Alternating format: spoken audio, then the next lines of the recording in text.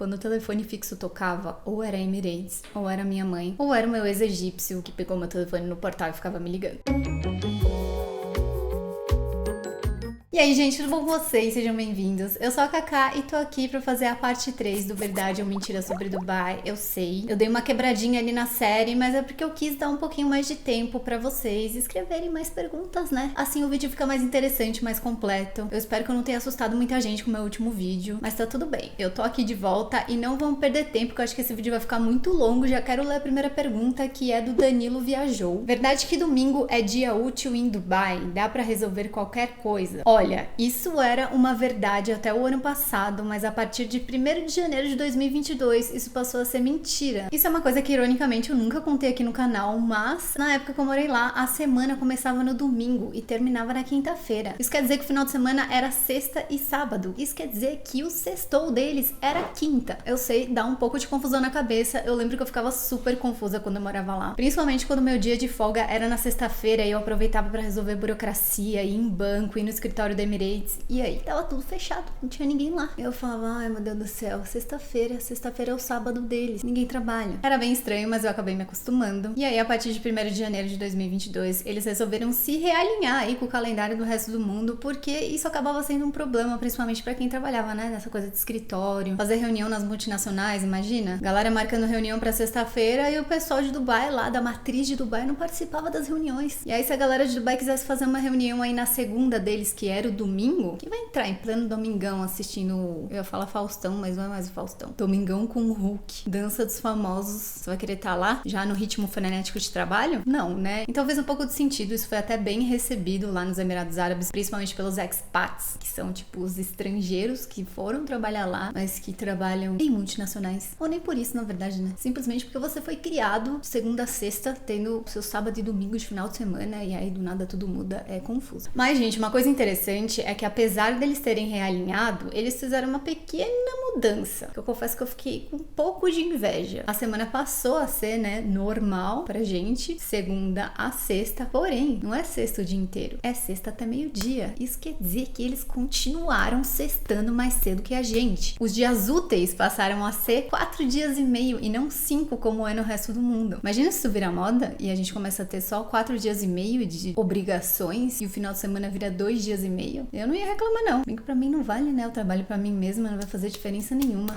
Só o Vitor perguntou, é verdade que a placa do carro, quanto menos número tiver, mais cara? Cara, verdade. Como eu já falei na parte 2 dessa série, ostentação é uma das características culturais ali da região. E pensa comigo, num lugar onde carros de luxo, ostentação, iPad de ouro, carro de ouro, tudo de ouro, acaba sendo comum, qual é a graça? Sei lá, na frente da balada, com as gatinhas lá, prestando atenção, e você lá com a sua Lamborghini, mas vai chegar o cara com a Ferrari, vai chegar o cara com... eu não sei nome de carro chique. Eu falar Audi. Audi não se compara a Ferrari e Lamborghini, né? Mas enfim, vocês entenderam. Tem tanta gente com carros de luxo. Qual a forma que eles conseguem ali aumentar a ostentação no carro? Para muito além de acessórios. Através da placa, sim. Quanto menor a placa, quanto menos números e mais combinações de números iguais, mais cara fica. Tipo 007, 123. E quando eu falo caro, eu não tô falando tipo, ele vai pagar R$1.000 a mais na placa. Não. Quando eu falo caro, isso quer dizer que a plaquinha lá pode custar muito mais caro que o próprio carro. Um exemplo disso é essa placa 1 que custou mais de 14 milhões de dólares. Tipo, só com o valor da placa você compra mais de 35 Lamborghinis. Mas tudo bem, né? Vai entender. Ou então essa placa de número 9 que custou 10 milhões e 300 mil dólares. Ou a de número 8 que foi 9 milhões e meio. As placas normalmente têm 5 números, mas se você compra uma placa lá de 4 números, isso mostra o quê para as outras pessoas que estão te recebendo, sei lá, num restaurante,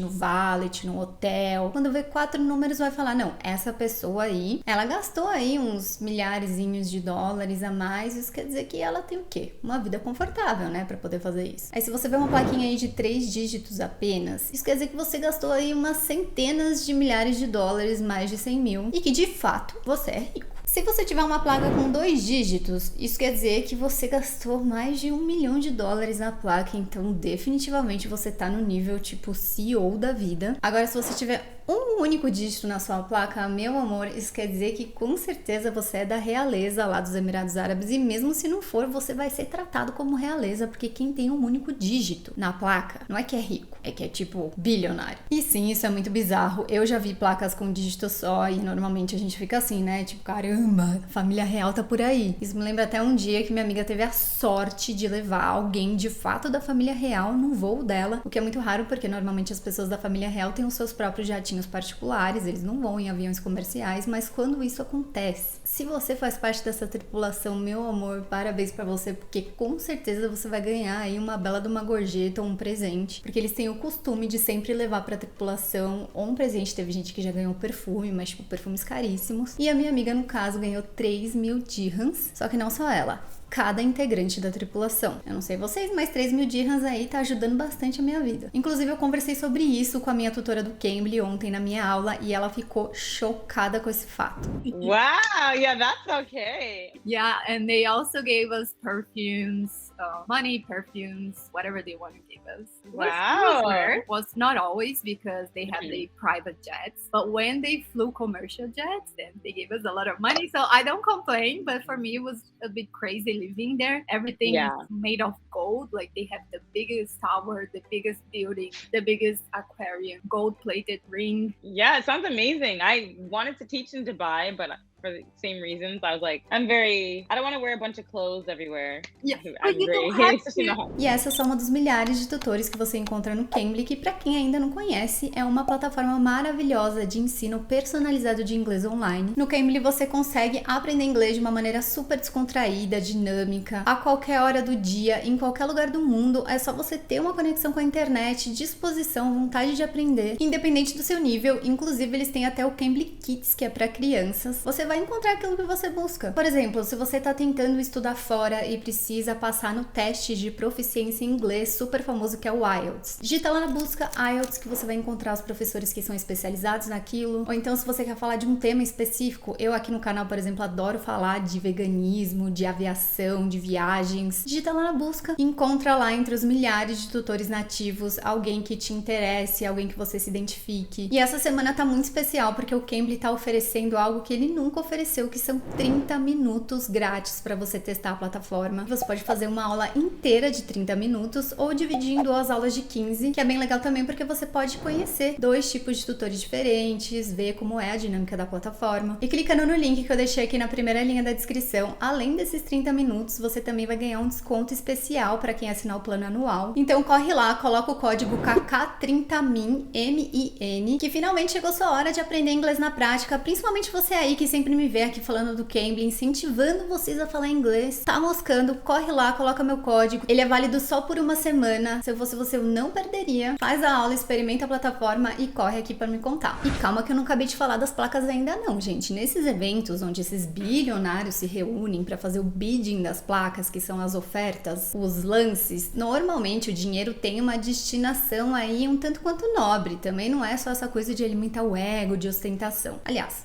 mas pelo menos nesse caso tem uma destinação nobre. Existe uma iniciativa chamada Billion Meals dos Emirados Árabes, onde eles distribuem aí por mais de 50 países alimentos para famílias em situação de vulnerabilidade. Então não é de todo mal. E, inclusive as pessoas usam essa coisa do mercado das placas como um investimento, tá? Então se você compra lá uma placa por X, você vende ela por mais e você pode até lucrar com isso. E isso não é uma coisa específica de Dubai não, tá? Lá no Reino Unido, por exemplo, tem uma placa que é F1. E o cara comprou essa placa por $575 mil, só que hoje ela vale apenas uma bagatela de 44 milhões. Eu não sei nem escrever 44 milhões no papel. E eu fico aqui pensando, qual será que é a placa do carro do Kanye West? Certeza, é a cara dele entrar nesse mercado aí de placas únicas. A Alphabet Girl disse, é verdade que FaceTime, Skype é proibido lá? Se sim, como os comissários faziam pra falar com a família no Brasil? Por voz mesmo? Sim, é verdade. Infelizmente lá nos Emirados Árabes todos esses serviços aí de FaceTime, Skype, inclusive o WhatsApp Call, são proibidos. Eles dizem que é devido a preocupações de segurança, mas na verdade é para manter ali o monopólio das empresas de telecomunicação que são estatais, né? Isso quer dizer que o Sheik é dono e ele não quer concorrência, ué. O país é dele, ele faz o que ele quer. Já aprendemos aqui na parte 1 e 2. Mas isso não quer dizer que você não consiga burlar o sistema, tá? Eu fiz uma pesquisa que inclusive tenho amigas. Eu converso com uma amiga pelo Zoom. Eu sei que lá o Zoom funciona. Deixa eu colar aqui que eu anotei vários. Rio Messenger, Voico, Totalk, Microsoft Teams, Google Meet e o Zoom funcionam por lá. Isso quer dizer que você não vai precisar colocar um VPN lá, pagar tudo mais pra conseguir ligar por Skype, FaceTime ou WhatsApp. Ai, Cacá, mas como você falava com a sua família? Gente, eu odeio telefone. Eu odeio telefone, me manda um áudio no WhatsApp que eu respondo a hora que eu puder. Mas a minha mãe, na época que eu morava lá, ela assinou um negócio de falar com linha internacional. Ela literalmente ligava da linha fixa dela aqui do Brasil pra minha linha fixa em Dubai. Então, eu até lembro, quando o telefone fixo tocava, ou era Emirates, ou era minha mãe, ou era o meu ex-egípcio que pegou meu telefone no portal e ficava me ligando. Mas enfim, você fazer uma ligação internacional, acredito que hoje em dia ainda assim deve ser muito caro. Então temos alternativas. Eu acredito até que depois da pandemia, como é que eles próprios se comunicavam, entende? Então acho que eles estão meio que revendo um pouco essas coisas também. Cacá, fala sobre a vida gay lá. Eu sei que você não é, mas certeza que vários comissários são e moravam lá. Você chegou a ver algo que contra? Conta. Adoro o seu canal. Beijos. Cara, essa é uma pergunta que eu sempre recebi, desde sempre.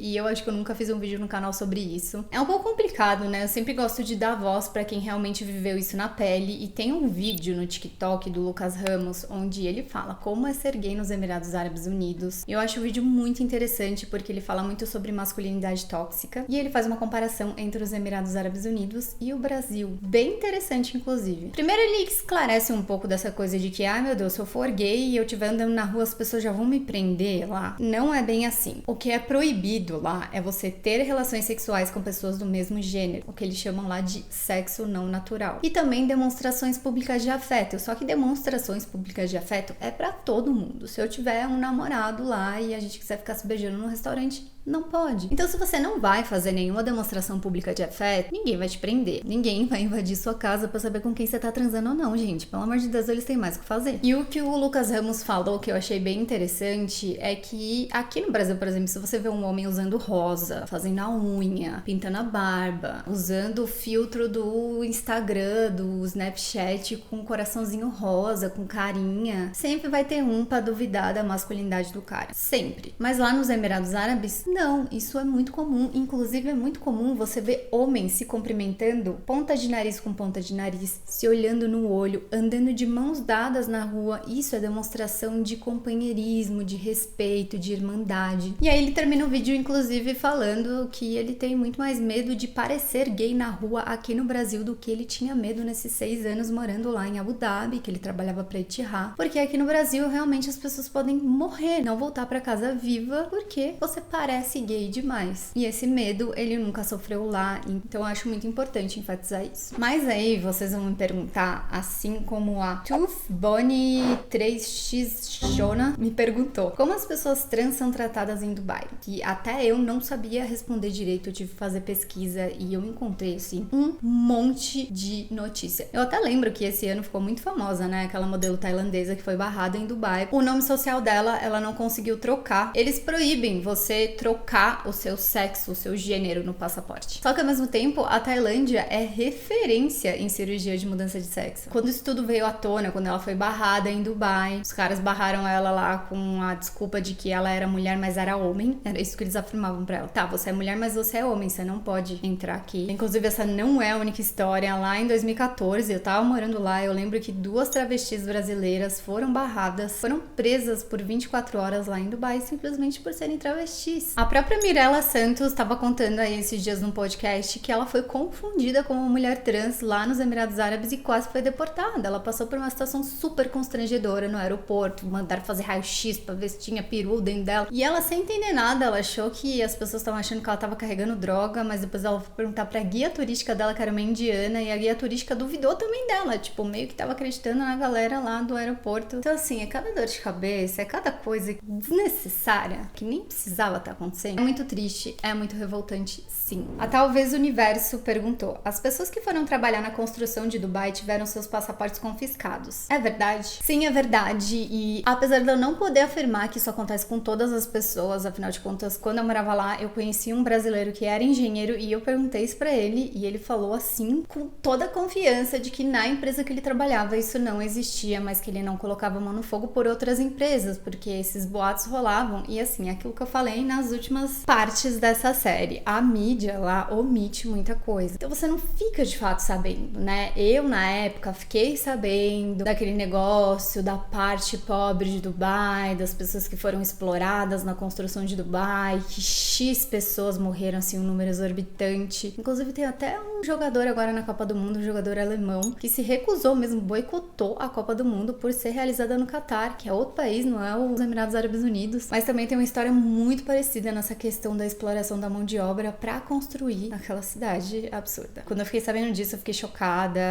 Foram através de mídias alternativas, usando VPN, entrando em outros sites. Eu até tentei compartilhar isso no Facebook e uma colega minha, alemã, também alemã, falou: Carol, não faz isso, porque aqui eles monitoram as redes, você pode ser demitida por conta, né, de estar falando mal do governo, não pode falar mal do governo lá. E assim, o que acontece em Dubai é o que acontece na maioria das grandes cidades, grandes metrópoles do mundo, né? Pra você ter grandes arranha-céus, prédios premiados, arquitetônicos, hotéis de luxo, sempre vai ter alguém pra pagar o preço. Alguém que vai trabalhar ali, colocar o seu sangue na construção daquele negócio. Em Dubai, no caso, debaixo de um calor que chega até 50 graus, às vezes chega até mais que 50 graus, e eles monopolizam. Eu tenho uma teoria da conspiração aqui, tá? Várias vezes eu sentia que tava muito mais que 50 graus lá, e aí eu olhava lá no celular, 39 graus. 39 graus? Me poupe. Mentira, porque que acontece? Quando tá mais de 50 graus, é proibido por lei você trabalhar ao ar livre, porque você vai desmaiar. Então, eu tenho essa teoria da conspiração de que eles manipulavam ali os númerozinhos da temperatura às vezes, viu? E quem são essas pessoas que dão lá o sangue pra fazer essas construções em Dubai? Como eu disse no último vídeo, uma das coisas que mais impressiona, né, quando você tá andando principalmente de metrô em Dubai, é você olhar no horizonte e ver a quantidade de guindastes. Isso quer dizer que tem muita coisa sendo construída lá. Então tem gente trabalhando o tempo inteiro para aquilo tá acontecendo. E são normalmente imigrantes asiáticos da Índia, do Bangladesh, do Paquistão e da China, que são recrutados nos seus países. A gente sabe que esses países são países extremamente pobres. Ah, a China é pobre. Gente, a China, se vocês estudarem a história da China, vocês vão ver que existem sim populações que vivem na miséria lá. Mas a maioria é de fato indiano, paquistanês e Bangladesh. Eles são recrutados com essa promessa de que vão ganhar mais dinheiro do que eles ganham nos seus próprios países. Eles vão ter acomodação inclusa, comida inclusa, e eles assinam um contrato e só podem ir embora do país depois que cumprir esse contrato. Muitos deles deixam a família lá, aliás, a maioria, todos na verdade, deixam a família lá, e é uma oportunidade deles mandarem dinheiro para a própria família viver com condições melhores nos seus próprios países. Tem uma matéria do Daily Mail, que é um jornal britânico, que mostra fotos de um jornalista iraniano que foi para lá, né, para essa cidade que chama Sonapur. Inclusive, uma curiosidade é que Sonapur em hindi significa cidade do ouro, mas na realidade essa cidade do ouro é exatamente assim. Além deles terem jornadas de trabalho exorbitantes, as condições de moradia são deploráveis. Fica ali 7, 8 pessoas dividindo um quarto, que às vezes nem janela tem, naquele calor absurdo. Imagina como não é viver ali. E lá existem mais de 150 mil trabalhadores. Segundo esse fotógrafo, ele fez entrevistas com esses trabalhadores, e não só ele, vários outros jornalistas já foram pra lá. Eu vou deixar o link de documentários aqui na descrição do vídeo, porque agora eu posso falar sobre isso. Afinal de contas, tô no Brasil, tô protegida. Ele entrevistou um trabalhador chamado Jahangir, de Bangladesh, de 27 anos, que trabalhou como faxineiro lá em Dubai. Durante 4 anos, ele ganhava 800 dirhams por mês. Isso dá em torno aí de mais ou menos R$1.100. E desses R$1.000, gente, 700 ele mandava pra família deles. Quer dizer que ele vivia durante um mês só com R$400. Só que pro padrão de vida, pros custos, tudo custa caro em Dubai. É assim, não dá.